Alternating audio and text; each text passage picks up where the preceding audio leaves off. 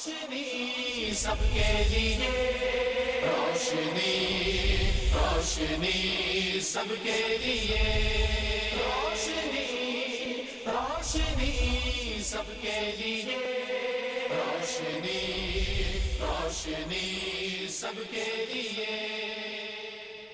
अल्लाह सुब्हानहू व तआला के नाम पाक से आगाज़ जो बड़ा मेहरबान निहायत रहम फरमाने वाला है, और करोड़ों दुरूद व सलाम हमारे और आपके आका हज़रत अहमद मुज्तबा मोहम्मद मुस्तफ़ा सल्लल्लाहु अलैहि वालैहि वसल्लम पर कि आपकी खिदमत अक़दस में हदाया दुरूद पेश करना अहले ईमान के लिए दुनिया और आखिरत में कामयाबी, भलाई, फलाह, नजात और बुलंदी दर्जात का ज़रिया है। अल्लाहुम्मा सल्लि अला सय्यदिना व मौलाना मुहम्मद व अला आलि सय्यदिना व मौलाना मुहम्मद व बारिक वसल्लिम वसल्लु अलैहि।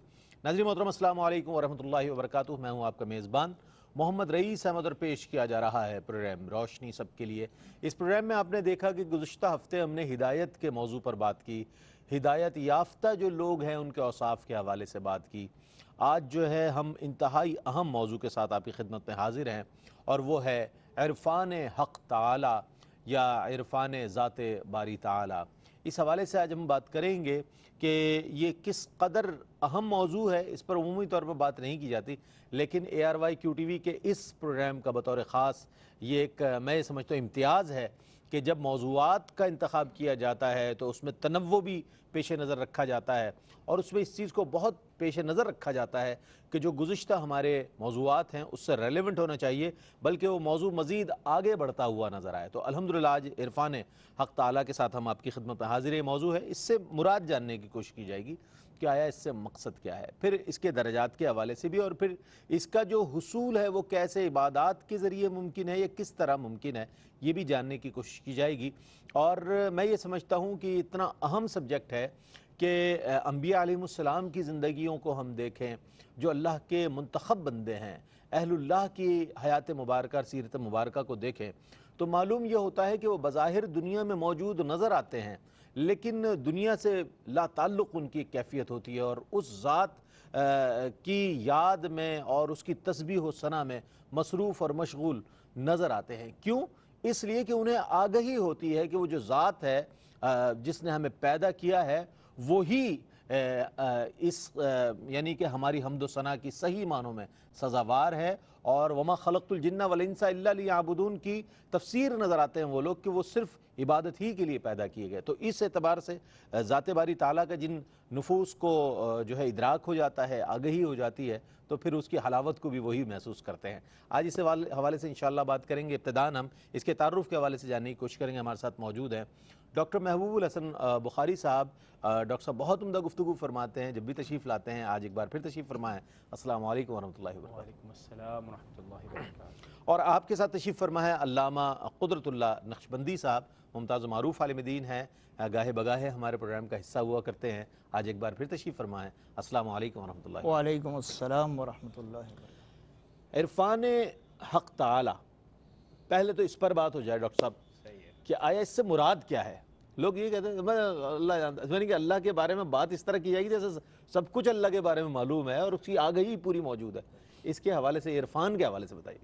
बिस्मिल्लाहिर्रहमानिर्रहीम। रईस भाई, आपने जो अपने गुफ्तगू के आगाज़ में कहा कि ARY इस बात का न सिर्फ एहतमाम करता है कि गुफ्तगू में एक इर्तिक़ा और एवोल्यूशन नज़र आए, बल्कि इसकी यानी कि मुनासबत जो है गुज़िश्ता मौज़ूआत के एतबार से भी हो। बल्कि मैं इसमें इजाफ़ा ये करना चाहूँगा कि ARY ने जो एक खला हमें अपने माशरे में नज़र आ रहा था, बल्कि पूरे आलम इस्लाम में नज़र आ रहा है, वो है तरबियत का फ़ुक़दान।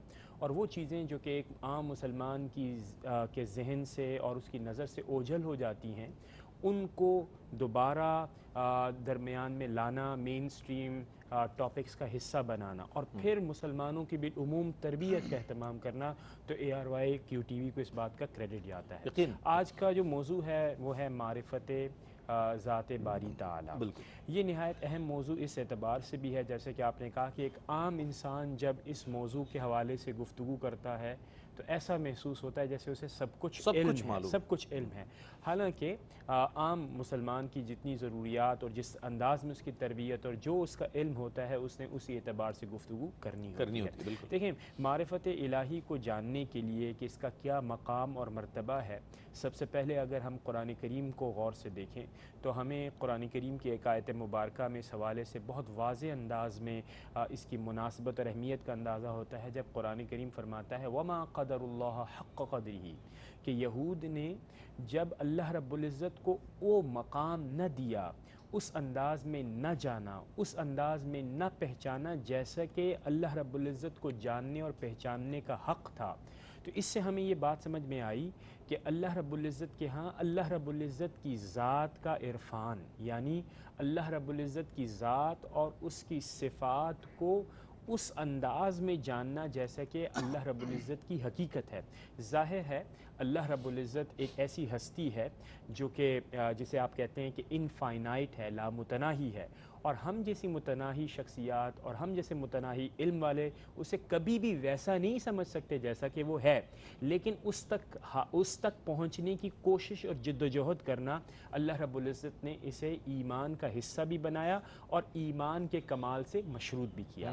آئیے حضور اکرم صلی اللہ تعالیٰ علیہ وسلم سے دریافت کریں کہ آپ صلی اللہ تعالیٰ علیہ وسلم معرفت ذات الہی کے بارے میں کیا فرماتے ہیں۔ آپ صلی اللہ تعالیٰ علیہ وسلم نے فرمایا کہ دعامت الدینی، کہ دین کا قیام، دین کی بنیاد کیا ہے؟ المعرفت باللہ، اللہ رب العزت کی معرفت یعنی اس کو جاننا، اور جاننے سے کیا مراد ہے؟ اللہ رب العزت کی ذات کو کہ وہ کیا ہے، اس کے ساتھ ساتھ اس کی صفات کیا ہیں۔ اب آپ غور کیجئے کہ ذات سے کیا مراد ہے؟ ذات سے مراد یہ ہے کہ جیسے کہ میں نے پہلے بیان کیا کہ لا متناہی، یعنی لا محدود، آپ اس کو اپنے علم سے، اپنی سمجھ سے، اپنی قدرت سے اسے اپنی قدرت اور دسترس میں نہیں کر سکتے۔ اس کے ساتھ ساتھ پھر ہمیں یہ بھی اس بات کا بھی ادراک ہونا چاہیے کہ جو اس کی صفات ہیں ان کا ہمارے اوپر ایک اثر ہونا چاہیے۔ مثال کے طور پہ اللہ رب العزت ہر چیز کا علم رکھنے والا ہے، تو اس سے جو اثر ہماری ذات میں، ہماری عبادات میں، ہمارے معاملات میں جو کہ ہم گرد و پیش معاملات دنیا کے کرتے ہیں، اس کا اثر آنا چاہیے۔ اور وہ اثر کیا ہوگا؟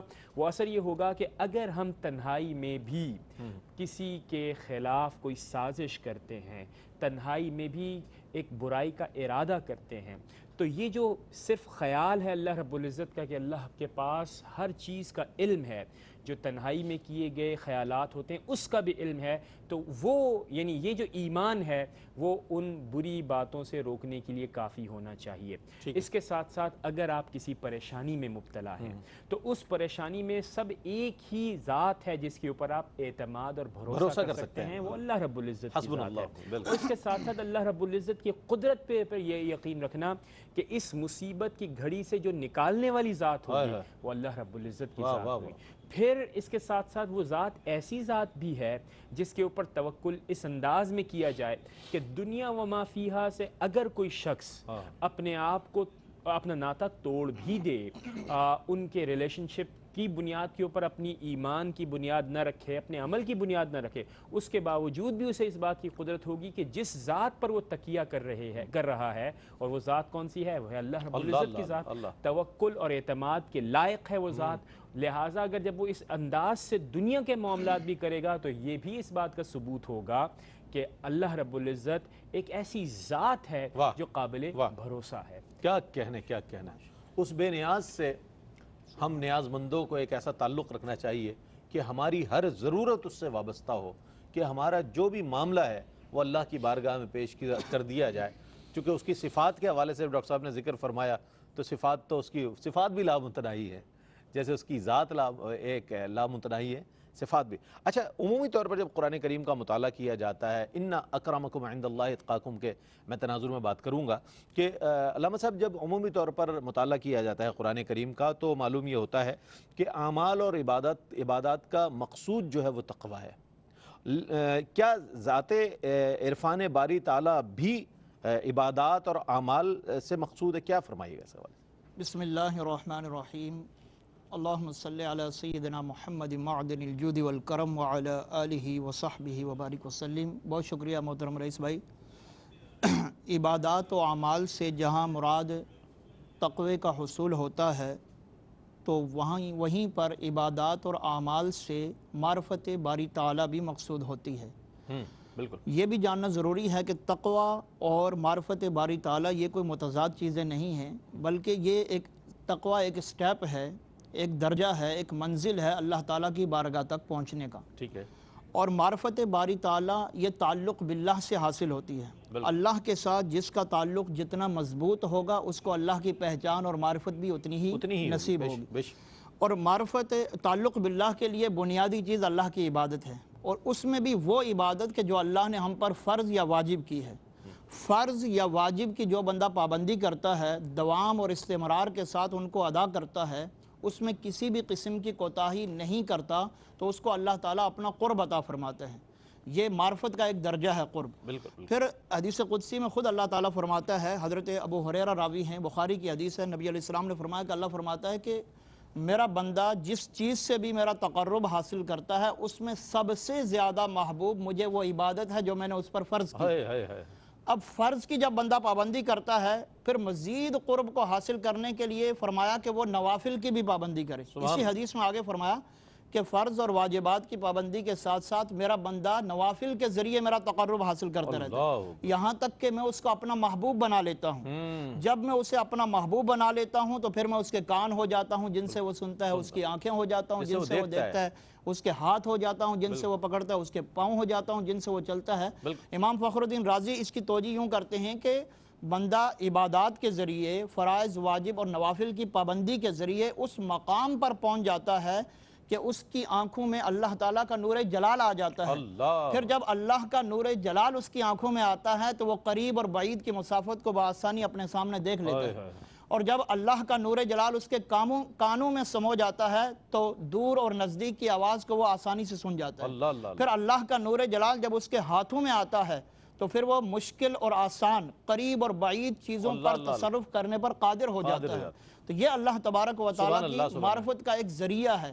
جتنا بندہ عبادات کی پابندی کرے گا اور اس کو تقوی بھی حاصل ہوگا، تقوی سے پھر بڑھ کر جتنی عبادت میں اس کو باقاعدہ انہماک ہوگا، اللہ تعالیٰ کے نور جلال اور اللہ تعالیٰ کی معرفت میں ڈوب کر جب وہ اللہ کی عبادت کرے گا، فرائض، واجبات، مستحبات کی، اوامر کی پابندی کرے گا، نواہی سے بچے گا اور خلاف اولا، خلاف سنت، خلاف مستحبات چیزوں کو ترک کرے گا، تو پھر اللہ تعالیٰ اس کو ایسا مقام عطا فرماتا ہے کہ اس کو اپنی معرفت اور پہچان عطا فرما دیتا ہے۔ اسی چیز کو باقاعدہ میں اس مرحلے پر ایک وقفہ لینا چاہوں گا علامہ صاحب، وقفے کے بعد انشاءاللہ لوٹیں گے۔ ناظرین اس موضوع کو کنٹینیو کریں گے، ایک مختصر سا وقفہ ہے، وقفے کے بعد حاضر ہوتے ہیں، مجھے امید ہے آپ کا ناظرین آپ کا خیر مقدم ہے۔ عرفان ذات حق کے حوالے سے بات ہو رہی ہے، اور علامہ صاحب نے بہت اچھے انداز میں ان بندگان خدا کا ذکر کیا کہ جو اللہ کا تقرب حاصل کر لیتے ہیں تو پھر انہیں اللہ تعالیٰ کیا کیا اوصاف ان میں پیدا فرما دیتا ہے، اور اس کی سب سے اعلیٰ ترین مثال ہم دیکھیں تو وہ ذات رسالت مآب صلی اللہ علیہ وآلہ وسلم نظر آتی ہے۔ وَمَا رَمَيْتَ إِذْ رَمَيْتَ وَلَكِنَّ اللَّهَ رَمَى، کہ اے حبیب جو مٹی آپ نے پھینکی وہ آپ نے نہیں پھینکی، وہ ہم نے پھینکی۔ اللہ اکبر۔ تو یہ ایک اس کا جو عروج اگر دیکھنا ہے انسانیت میں تو ذات رسالت مآب صلی اللہ علیہ وآلہ وسلم ہے کہ جنہیں اللہ تعالیٰ نے اپنی معرفت بھی عطا فرمائی، اور وہ تمام چیزیں آپ کی ذات اقدس سے ظاہر ہوئیں کہ جو اللہ رب کریم اپنے محبوب بندوں کو عطا فرمایا کرتا ہے۔ علامہ صاحب اپنے جواب کو اگر مکمل فرما دیں مختصراً تو پھر میں آگے بڑھتا ہوں۔ بسم اللہ الرحمن الرحیم۔ تو رئیس بھائی میں یہ عرض کر رہا تھا، قرآن کریم میں سورہ زاریات میں جو اللہ نے فرمایا کہ وَمَا خَلَقْتُ الْجِنَّ وَالْإِنسَ إِلَّا لِيَعْبُدُونَ، کہ میں نے جنات اور انسانوں کو صرف اس لیے پیدا کیا کہ وہ میری عبادت کریں، تو اس کا معنی حضرت عبداللہ ابن عباس اور دیگر مفسرین نے یہ بیان فرمایا اَيْ لِيَعْرِفُونَ، تاکہ وہ میری معرفت حاصل کریں۔ تو عبادات کے ذریعے اللہ تعالیٰ کا عرفان نصیب ہوتا ہے۔ حدیث قدسی میں تخلیق انسانی کا مقصد ہی اللہ نے اپنا عرفان اور اپنی معرفت بیان فرمایا کہ کنت کنزا مخفیا فاحببت ان اعرف فخلقت خلق۔ فرمایا کہ اس روایت کو حضرت علامہ نور الدین سمہودی ان الفاظ کے ساتھ بیان کرتے ہیں کہ کنت کنزا مخفیا فاحببت ان اعرف فخلقت هذا الخلق لیعرفونی فبیعرفونی، کہ میں چھپا ہوا ایک خزانہ تھا، اللہ فرماتا ہے پوشیدہ خزانہ تھا، میں نے چاہا کہ میں پہچانا جاؤں، میری معرفت لوگوں کو ملے، تو میں نے اس مخلوق کو پیدا کیا تاکہ وہ مجھے پہچانے، بس اس مخلوق نے میری وجہ سے میری معرفت حاصل کر لی اور میری پہچان حاصل کر لی۔ ٹھیک۔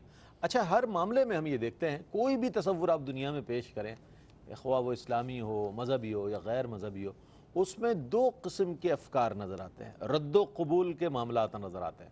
بعض عقول اسے رد کر رہی ہوتی ہیں اور بعض عقول اسے جو ہے قبول کر رہی ہوتی ہے، یہ چیز ہے۔ اب معرفت کے حوالے سے بھی ایسے ہی ہے ڈاکٹر صاحب کہ معرفت کے حوالے سے بعض لوگ یہ کہتے ہیں کہ جناب یہ تو سراسر غیر اسلامی اصطلاح ہے اور غیر ضروری ہے، لیکن اکابر صوفیہ کا ہم نقطہ نظر دیکھتے ہیں، فکر کو دیکھتے ہیں تو کہتے ہیں یہ عین اسلامی ایک اصطلاح ہے اور ضروری ہے۔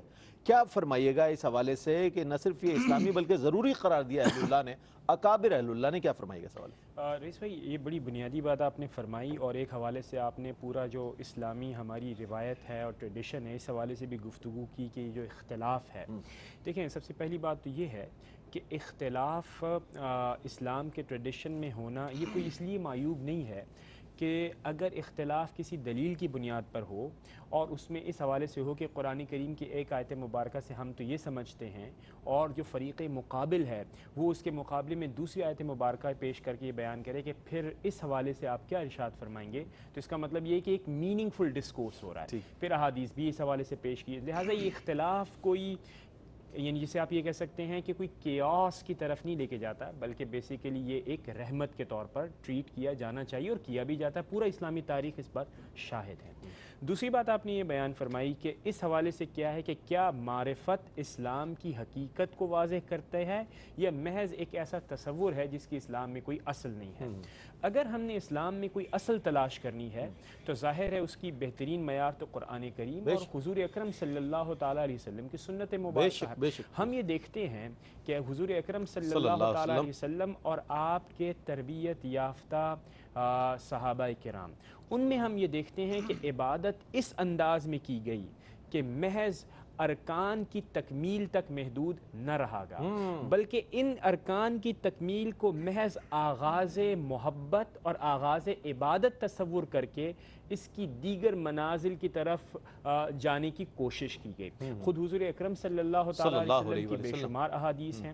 ایک حدیث جو کہ بہت زیادہ معروف ہے حضرت عائشہ رضی اللہ تعالیٰ عنہا کے حوالے سے، وہ یہ ہے کہ حضور اکرم صلی اللہ تعالیٰ علیہ وسلم کو ایک بار آپ نے عبادت میں پایا، اور جب آپ نے ان سے دریافت کیا کہ کوئی یعنی دریافت کیا اس حیرت کے اوپر کہ آپ نے جسم میں آپ نے حرکت نہیں پائی، تو پھر حضور اکرم صلی اللہ تعالیٰ علیہ وسلم کا جواب ہم سب کے سامنے ہے کہ آپ نے یعنی حضرت عائشہ رضی اللہ تعالی عنہا حتیٰ کہ خود اپنی ذات کے عرفان سے ان معنوں میں آپ کو محسوس ہوا کہ آپ اللہ رب العزت کے ساتھ اس طرح کا تعلق قائم کر چکے تھے کہ اپنی ذات سے بلند ہو چکے تھے۔ وہ محمد جو کہ عائشہ رضی اللہ تعالی عنہا کو نظر آ رہے تھے، حضور اکرم صلی اللہ تعالی علیہ وسلم اللہ رب العزت کی معرفت کی ان منازل پر پہنچ چکے تھے کہ انہوں نے اپنی اس شناخت کا بھی انکار کیا۔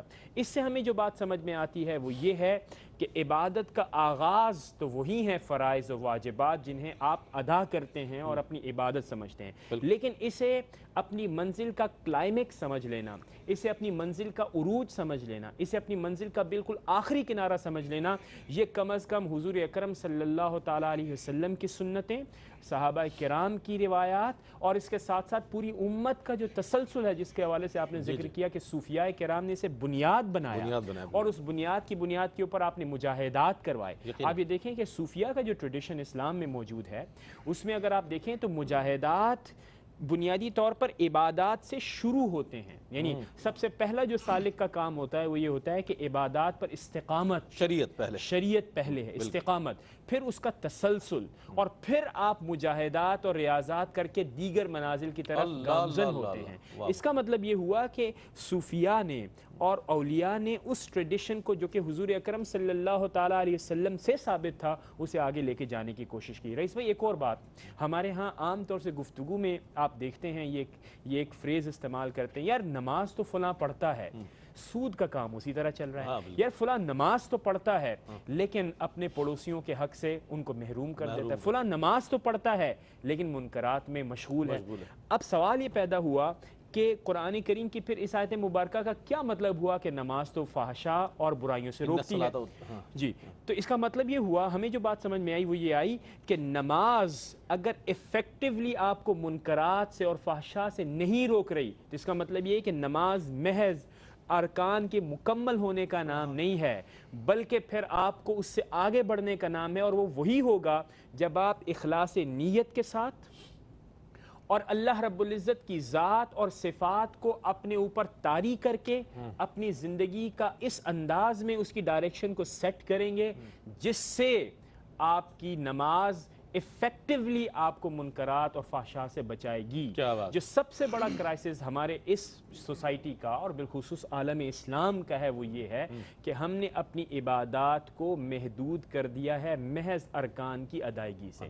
تو اس کو ایک اور انداز میں بھی رئیس بھائی دیکھا جا سکتا ہے اگر آپ اجازت دیں۔ وہ یہ ہے کہ دیکھیں ایک عام مسلمان ہے، اس کے بیسک کنسرنز یہ ہیں کہ اس نے مثال کے طور پہ اپنی لیونگ کمانی ہے، اپنے بچوں کا پیٹ پالنا ہے، ان کی سکولنگ کا انتظام کرنا ہے، اور اس کا علم بھی محدود ہے۔ اس کے لیے کم از کم علماء کرام حکمتاً یہ کہتے ہیں کہ کم از کم تمہیں شریعت کا پابند ہونا چاہیے، لیکن یہ معراج اسلام نہیں ہے۔ اگر آپ شریعت کے پابند ہیں، اللہ رب العزت نے آپ کو آسودگی دی ہے، دل کو اس طرف پھیر دیا ہے، پھر اسے آغاز بنانا چاہیے اور پھر اسے اپنے انجام کی طرف اور اپنے یعنی جسے کہتے ہیں کہ عروج کی طرف لے کے جانا چاہیے۔ اسی لیے اللہ رب العزت آپ نے دیکھے نا کہ اللہ رب العزت نے فرمایا کہ انما یخشی اللہ من عبادہ العلماء، یعنی علماء تو دراصل علم والے نہیں ہیں۔ علم جب آپ کی ذات میں سرایت کر جاتا ہے تو پھر اللہ رب العزت کا خوف صحیح معنوں میں طاری ہوتا ہے۔ تو اس لیے علم محض جاننے کا نام نہیں ہے بلکہ عرفان ذات ہے۔ عرفان ذات کا اثر آپ کی ذات پر ہوگا اور پھر وہ خوف اور وہ سکون جو کہ ہمیں صوفیہ کے اندر نظر آتا ہے وہ آپ اسے حاصل کر پائیں گے۔ کیا بات، کیا کہنا۔ ناظرین محترم، جس طرح ہر چیز میں ہم کلاسیفیکیشن دیکھتے ہیں، درجہ بندی دیکھتے ہیں، اسی طرح عرفان باری تعالیٰ کے حوالے سے بھی اس میں درجات ہیں۔ اب اس میں درجہ یہ اس کی اپنی ایک اہمیت تو مسلم ہے، لیکن اس میں بھی ادنا سے ادنا درجہ کیا ہے اور اعلیٰ سے اعلیٰ درجات کون کون سے ہیں، اس حوالے سے میں علامہ صاحب سے چاہوں گا۔ علامہ صاحب کچھ گفتگو فرمائیے۔ بسم اللہ الرحمن الرحیم۔ رئیس بھائی، بنیادی طور پر اس بات کو جاننا ضروری ہے کہ اللہ تعالیٰ کی معرفت اور اس کی پہچان کو حاصل کرنا ہر مسلمان مکلف پر واجب ہے۔ پھر اس کے درجات، اس کی کیٹیگریز مختلف ہیں، کس کو کس درجے کی اللہ کی معرفت حاصل ہوتی ہے۔ معرفت کا ایک درجہ ہے معرفت حقیقیہ، ایک ہے معرفت عینیہ، ایک ہے معرفت کشفیہ اور ایک ہے معرفت برہانیہ۔ معرفت حقیقیہ یہ ہے کہ اللہ تعالیٰ کی ذات اور صفات کی کن کی حقیقت سے آگاہ ہو جانا۔ یہ جیسا کہ ڈاکٹر صاحب نے فرمایا کہ یہ مخلوق کے بس کی بات نہیں، کیونکہ اس سے اللہ کا محاط ہونا لازم آئے گا، جبکہ اللہ محیط ہے، اللہ نے ہر ایک کو گھیرا ہوا، اس کو کوئی نہیں گھیر سکتا، تو یہ تو محال ہے مخلوق کے لیے۔ ہاں، معرفت عینیہ یہ حضرات انبیاء اکرام اور سب سے بڑھ کر اللہ کے رسول صلی اللہ تعالی وسلم کی ذات اقدس کو عطا کی گئی۔ معرفت کشفیہ یہ حضرات صوفیہ اکرام، صحابہ اکرام کو عطا کی گئی، جو صاحبان کشف ہیں۔ اور معرفت برہانیہ یہ ہر ایک کے لیے لازم ہے، یہ اللہ تعالیٰ کے ذات و صفات میں اور اس کی مخلوق کے اندر اس کی باقاعدہ تخلیقات میں غور و فکر، تدبر و تفکر کر کے حاصل ہو جاتی ہے۔ پھر جو معرفت عینیہ ہے، اس کی اگزامپل میں آپ کو یہ بیان کروں گا کہ نبی علیہ السلام صلاۃ الکسوف پڑھا رہے ہیں، آپ نے اپنا ہاتھ آگے بڑھایا پھر پیچھے کھینچ دیا۔ بعد میں صحابہ نے پوچھا تو فرمایا کہ میں نماز کے دوران جنت میں چلا گیا تھا اور ایک انگور کا تازہ خوشہ میرے سامنے آیا، میں نے چاہا کہ اس کو توڑ کر تمہیں کھلاؤں، اگر تم کھاتے رہتے تو یہ کبھی بھی ختم نہ ہوتا، پھر میں نے سوچا کہ یہ جنت کی نعمت ہے، جنت کا پھل ہے، اس کو جنت میں ہی کھایا جائے۔ اب حضور کی معرفت کا مقام دیکھیں کہ کس درجے کی معرفت ہے کہ کھڑے صحابہ کے درمیان ہیں، جنت کی سیر فرما رہے ہیں اور ہاتھ بڑھا کر انگور کا خوشہ بھی جنت کا توڑ لیا۔ پھر حضور علیہ السلام کی معرفت کا مقام دیکھیے کہ آپ قبروں کے قریب سے گزر رہے ہیں تو ان کے اوپر باقاعدہ عذاب سے بھی فرمایا کہ ان کے اندر عذاب ہو رہا ہے، اور باقاعدہ سبز ٹہنی آپ نے 2 قبروں پر گاڑ دی۔ حضور چل زمین پر رہے ہیں، قبر کے اندر مردے پر گزرنے والی کیفیت کی معرفت بھی اللہ نے آپ کو عطا فرمائی ہے۔ پھر اسی طریقے سے حضرت سلیمان علیہ السلام کو دیکھیں کہ آپ اپنی انگوٹھی کے نگینے کے اندر ساری مخلوق کو، پوری کائنات کو دیکھ لیتے تھے۔ پھر حضرت سلیمان کے لیے اللہ نے تمام جنات کو، حیوانات کو، حشرات الارض کو، پرندوں کو، ہر چیز کو آپ کے لیے مسخر کر دیا۔ جب آپ کا قافلہ آ رہا تھا، چونٹیوں کے قریب پہنچا تو ایک چونٹی نے کہا وقالت نملۃ یا ایھا النمل ادخلوا مساکنکم لا یحطمنکم سلیمان وجنودہ وہم لا یشعرون، چونٹیوں اپنی بلوں میں گھس جاؤ، کہیں ایسا نہ ہو کہ سلیمان علیہ السلام اور ان کا لشکر تمہیں بے خبری میں کچل دے اور تمہیں خبر بھی نہ ہو۔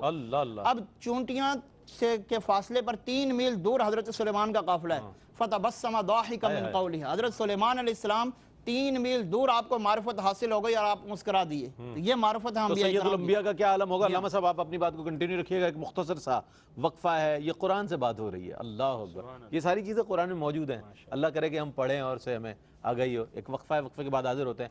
ہمارے ساتھ رہیے گا. ماشاءاللہ. آپ کا خیر مقدم ہے. عرفان حق تعالیٰ کے حوالے سے جو درجات ہیں اس پر بڑے اچھے انداز میں قرآن کی روشنی میں حضرت سلیمان علیہ السلام کے جو تصرفات ہیں اس کے حوالے سے علامہ صاحب بہت عمدہ بیان فرما رہے تھے. میں چاہتا ہوں اس کو کنٹینیو کریں تو پھر ہم اپنے اگلے سوال کی جانب بڑھتے ہیں. بسم اللہ الرحمن الرحیم. رئیس بھائی، معرفت عینیہ پہ میں بات کر رہا تھا. نبی علیہ السلام کی کچھ میں نے مثالیں دی حضرت سلیمان علیہ السلام کی. نبی علیہ السلام کی ایک اور مثال میرے ذہن میں آئی کہ جنگ موتا جو ملک شام میں لڑی جا رہی تھی، نبی علیہ السلام مدینہ میں بیٹھ کر اس کے احوال بیان فرما رہے ہیں. فرمایا کہ ابھی جھنڈا زید کے ہاتھ میں ہے، وہ شہید کر دیے گئے. جھنڈے کو ابن رواحہ نے ہاتھ میں لے لیا، وہ بھی شہید کر دیے گئے.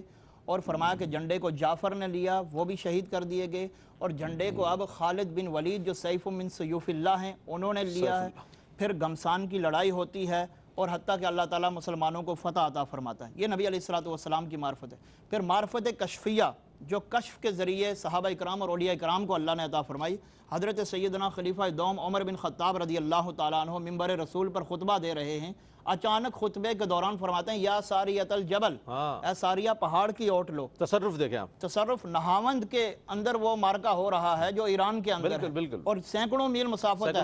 حضرت سیدنا فاروق اعظم رضی اللہ تعالیٰ عنہ کی معرفت کشفیہ کا مقام دیکھیں کہ وہاں پر اس کو مانیٹر کر رہے ہیں. پھر حضور غوث اعظم محی الدین عبد القادر جیلانی کی معرفت کا مقام دیکھیں. آپ فرماتے ہیں کہ نظرت الی بلاد اللہ جمعا کخردلۃ علی حکم اتصالی، کہ میں اللہ کی پوری مخلوق کو اپنی ہاتھ کی ہتھیلی پر ایسے دیکھتا ہوں جیسے رائی کے دانے کو دیکھتا ہوں. پھر آپ کی معرفت کشفیہ کے آپ فرماتے ہیں کہ جب میں آسمان کی طرف دیکھتا ہوں تو نظر من در لوح محفوظ است، تو لوح محفوظ میں لکھی ہوئی تختیوں کو میں اپنی نگاہ سے پڑھ کر لوگوں کو سنا دیتا ہوں. یہ معرفت کشفیہ. پھر جو معرفت برہانیہ ہے یعنی اللہ کی مخلوق کے اندر، اس کی تخلیقات کے اندر غور و فکر کر کے معرفت کو حاصل کی جائے، وہ اگلے سوال میں انشاءاللہ اس کی پھر ضرور. اچھا ایک چیز اور بھی ہے کہ معرفت حق تعالی کیا تفکر سے حاصل کی جا سکتی ہے؟ یہ ایک بڑا اہم سوال. لوگ سوچتے رہیں تفکر کرتے رہیں. تو کیا ڈاکٹر صاحب یہ ممکن ہے کہ تفکر کے ذریعے جو ہے یہ معرفت باری تعالی، ذات باری تعالی ممکن ہے؟ فرمائیے گا. دیکھیں بڑا ہی خوبصورت سوال ہے اور اس کی یعنی عصر حاضر میں بڑی جسے کہتے ہیں ایک ریلیونس بھی ہے. ہمارے ہاں ایک عام سمجھ بالخصوص جو سوشل میڈیا اور یہ جو انٹرنیٹ ٹیکنالوجی ہے، انفارمیشن ٹیکنالوجی، اس سے لوگوں نے یہ سمجھنا شروع کر دیا کہ اسلام بھی دراصل معلومات کا ایک خزانہ ہے. کہ اگر آپ گوگل ماسٹر کے اوپر اسلام کا کوئی پہلو لکھیں گے تو آپ کو معلومات کا ایک خزانہ، ایک سمندر ہے جس میں آپ کو مل جائے گا. کیا یہ وہ معلومات ہے جو کہ آپ کو عرفان ذات یا اسلام کا حقیقی ایسنس اور جوہر پہچاننے کے لیے فراہم کی جاتی ہیں؟ تو میری اس حوالے سے رائے یہ ہے کہ اسلام محض معلومات کا مجموعہ نہیں ہے. اگر محض معلومات کا مجموعہ ہوتا تو کفار زیادہ معلومات رکھتے تھے اور ان کا حضور اکرم صلی اللہ تعالیٰ علیہ وسلم سے براہ راست تعلق تھا. اللہ رب العزت کی عطا تھی، اللہ رب العزت کی دین ہے. لہٰذا معرفت الہی ظاہر ہے اس میں ایک اس حوالے سے گروہ ضرور گیا ہے جس کا یہ خیال ہے کہ تفکر، فکر اور عقل کی بنیاد پر آپ اللہ رب العزت کو جاننے کی کوشش کر سکتے ہیں. لیکن جو صوفیاء کا پورا ٹریڈیشن رہا ہے، جو حضور اکرم صلی اللہ تعالیٰ علیہ وسلم اور بالخصوص حضرت نے بڑی خوبصورت انداز میں صحابہ کرام اور انبیاء کی پوری تاریخ سے یہ بتایا کہ کس طرح اللہ رب العزت کی ذات تک پہنچا جا سکتا ہے اور اس سے وہ چیزیں اخذ کی جا سکتی ہیں اور کشید کی جا سکتی ہیں.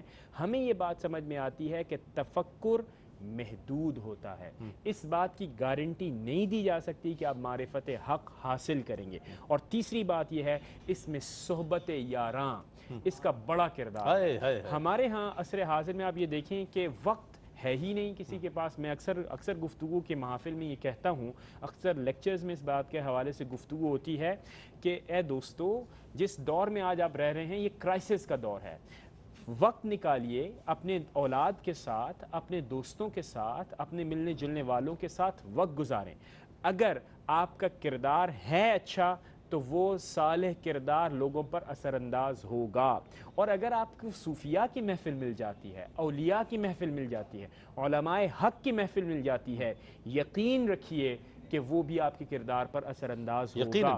تو محض کتابوں کو جمع کر لینے سے، گوگل سے معلومات کو اخذ کر لینے سے میری ذاتی رائے یہ ہے کہ یہ اکتساب ممکن نہیں ہے۔ یہ اللہ رب العزت کی عطا ہے، اور یہ اکثر ان لوگوں کو ملتی ہے جو اس راستے پر چلتے ہیں جس راستے پر صحابہ کرام چلے ہیں، جس راستے پر اولیاء چلے ہیں، جس پر مجتہدین چلے ہیں۔ اور پورا اسلامی تاریخ 1400 سال کی سر کوئی مختصر تاریخ نہیں ہے، مختصر ایک طویل تاریخ ہے، اور اس کے اندر ایک ڈائیورس ہسٹری ہے، ایک رچ ایکسپیرینس ہے مسلمانوں کا، جس کے اوپر اگر آپ غور کریں گے تو آپ یہ تمام چیزیں اور یہ تمام فیض کشید کر سکتے ہیں۔ کیا بات، کیا کہنا، بہت اچھی بات کی ڈاکٹر صاحب۔ جب گفتگو فرماتے ہیں تو اس میں ایک فکر دیتے ہیں، ایک ہمیں موٹیویٹ کرتے ہوئے نظر آتے ہیں کہ جناب ہمیں اس طرح کرنا چاہیے ایک مسلمان کو۔ ایسا نہیں کہ چند کتابیں آپ یکجا کر لیں، لائبریری میں شیلف میں آپ لگا دو، جناب مجھے اسلام کا پورا پتہ چل گیا۔ اپنے من میں ڈوب کر پا جا سراغ زندگی، اپنے من میں ڈوب کر پا جا سراغ زندگی، تو اگر میرا نہیں بنتا نہ بن اپنا تو بن۔ یہ علامہ اقبال نے کہا۔ اچھا فرمائیے گا حضرت کہ عرفان ذات باری تعالیٰ کیوں ضروری ہے؟ کیا اس کو سمجھ جانے کے بعد ہمیں زندگی گزارنے کا اصول اور دنیا میں آنے کا مقصد معلوم ہو جاتا ہے؟ فرمائیے۔ بسم اللہ الرحمن الرحیم۔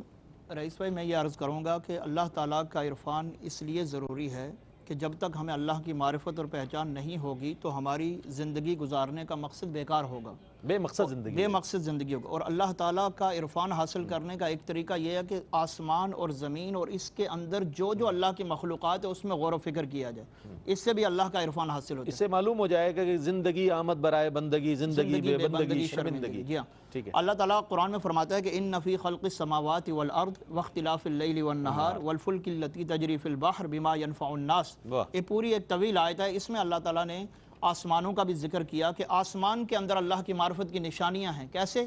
فرمایا کہ آسمان کو دیکھو کہ اتنا بڑا آسمان بغیر ستون کے کھڑا ہے، اور ایسا بھی نہیں ہے کہ اوپر کوئی ایسی چیز ہے جس کے ساتھ یہ لٹکا ہوا ہے۔ تو خلاف عادت آسمان کا بغیر ستون کے قائم رہنا یہ اس بات پر دلالت رکھتا ہے کہ کوئی زبردست قادر ذات ہے جس نے یہ کام کیا ہے، اور وہ اللہ وحدہ لا شریک کی ذات ہے۔ اسی طریقے سے سمندر کے اندر جو کشتیاں رواں دواں ہیں وہ لوگوں کو ان کے ساز و سامان کو لے کر ایک مقام سے دوسرے مقام پر منتقل ہوتی ہیں۔ پھر جو پلاسٹک کی اور لکڑی کی چیز ہوتی ہے وہ سطح آب پر قائم رہتی ہے، ڈوبتی نہیں ہے، جبکہ اس کے مقابلے میں لوہے اور پیتل کی چیز ڈوب جاتی ہے۔ تو ان تمام چیزوں کا طبعی شعور یہ بتاتا ہے کہ کوئی ذات ہے جو یہ اس نظام کو چلا رہی ہے، جو نظام ہستی چلا رہا ہے وہی خدا ہے، جو دن کو رات اور رات کو دن بنا رہا ہے وہی خدا ہے۔ پھر اسی طریقے سے اللہ نے جو مختلف جانوروں کو، حشرات الارض کو پیدا کیا، اس میں بڑی حکمتیں ہیں کہ اللہ تعالیٰ نے کچھ جانوروں کو ہماری خوراک کے لیے حلال قرار دیا، کچھ کو ہمارے امتحان کے لیے حرام قرار دیا، کچھ جانور ہماری سواری کے کام آتے ہیں، کچھ جانور ایسے ہیں کہ جن کی تخلیق کی سمجھ بوجھ سے ہماری عقل عاجز ہے۔ تو ان تمام جانوروں کی ایک نشو و نما کا نظام ہے، ان کی موت و حیات کا نظام یہ بتا رہا ہے کہ کوئی ذات واحد ہے جس نے یہ نظام چلا رہی ہے۔ پھر اسی طریقے سے رات اور دن کے بدل کر آنے میں بھی اللہ کی معرفت کی نشانیاں ہیں کہ رات کو اللہ نے اندھیرے کا سبب بنایا، دن کو روشنی کا سبب بنایا۔ پھر رات اور دن میں جو کمی بیشی کا نظام ہے یہ بھی اللہ کی معرفت پر دلالت کرتی ہے کہ جون اور جولائی کا جو مہینہ ابھی آ رہا ہے اس کے اندر کیا ہوتا ہے، دن بڑے ہو جاتے ہیں، راتیں چھوٹی ہو جاتی ہیں، اور نومبر اور دسمبر جو گزرا ہے ابھی راتیں بڑی ہو جاتی ہیں، راتیں بڑی اور دن چھوٹے ہو جاتے ہیں۔ تو یہ سارا نظام جو چل رہا ہے اس بات کی گواہی دے رہا ہے کہ کوئی ذات ہے جو اس کو چلا رہی ہے۔ تو ہمیں اللہ کی مخلوق کے اندر غور و فکر کر کے اللہ تعالیٰ کی معرفت کو ہم کامل طریقے سے حاصل کر سکتے ہیں۔ ڈاکٹر صاحب کیا فرمائیے گا، میں چاہتا ہوں پیغام کی صورت میں کہ اس موضوع کے حوالے سے جانکاری رکھنا، جاننا، آگہی رکھنا کتنا ضروری ہے بحیثیت مسلمان؟ ہم دوسروں کی بات نہیں کرتے، اللہ وحدہ لا شریک کے حوالے سے جاننا، اس کی ذات و صفات کے حوالے سے۔ رئیس بھائی میں تو ذاتی طور پہ یہ سمجھتا ہوں کہ ہم جو اکثر اعتراض کرتے ہیں اپنے ایمان پر بھی ہمیں غور کرتے ہیں اور یہ کہتے ہیں کہ یار وہ فوائد حاصل نہیں ہوئے جو فوائد ہم اسلام کے حوالے سے سوچتے ہیں، چاہیے سنتے ہیں حضور کی ذات میں، صحابہ کے اندر. تو اس کا تو ایک ہی نسخہ سامنے آتا ہے، وہ یہ ہے کہ ہمیں جس منزل پر اس وقت موجود ہیں اسے آگے بڑھنے کی کوشش کرنی چاہیے. اور وہ کوشش کی جو ایک بہترین طریقہ ہے وہ ہے عرفان ذات کی طرف جانا. اس میں جو بہترین جگہ ہے، مسکن ہے، وہ ہے اولیاء کرام کے ساتھ وقت گزارنے کی کوشش کرنا، ان کے فرمودات کا مطالعہ کرنا، ان کی جو انسٹرکشنز ہیں ان کے مطابق اپنی زندگی کو گزارنے کی کوشش کرنا. تو اس سے ہم ذات باری تعالیٰ کے قریب ہوں گے، ذات کے جو صفات کے معاملات ہیں اس کا اثرات ہمارے پر ہوں گے، اور انشاءاللہ تعالیٰ وہ فوائد جو کہ اسلام کی وجہ سے ہماری زندگیوں پر مرتب ہونے چاہیے وہ آپ کو نظر آنا شروع ہو جائے. بہت اچھی بات. میں بہت شکریہ ادا کروں گا ڈاکٹر صاحب آپ کی تشریف آوری کا. آپ ہمیشہ ہی جب تشریف لاتے ہیں بہت عمدہ کلام فرماتے ہیں اور بڑے انفارمیٹیو گفتگو ہوتی ہے آپ کی. علامہ صاحب آپ کی تشریف آوری کا بہت شکریہ، بہت عمدہ کلام فرمایا. آج کے اس اہم موضوع کے سے متعلق آپ دونوں حضرات نے ماشاءاللہ بہت کمال کلام فرمایا. ناظرین محترم، آج ہم نے عرفان حق تعالیٰ کے حوالے سے بات کی، اور یہ اگر کسی کتاب میں موضوع موجود ہے تو ظاہر ہے اس کو پڑھا جا سکتا ہے، لیکن عمومی طور پر یہ ڈسکس نہیں کیا جاتا. لیکن ARYQ TV الحمدللہ اس ذمہ داری کو محسوس کرتے ہوئے کہ تمام ویورز تک ان اہم چیزوں کو پہنچایا جائے، علماء حضرات سے وقت لیا جاتا ہے اور ان کے ذریعے آپ تک کلام پہنچایا جاتا ہے. کل ہم بات کریں گے تعلق باللہ کے موضوع کے ساتھ. اللہ اکبر، کتنا بڑا موضوع ہے تعلق باللہ، اللہ سے تعلق. اس پر بات ہوگی. دیکھیے کتنا خوبصورت پروگرام ہوتا ہے. کل بھی انشاءاللہ آپ کا اور ہمارا ساتھ رہے گا.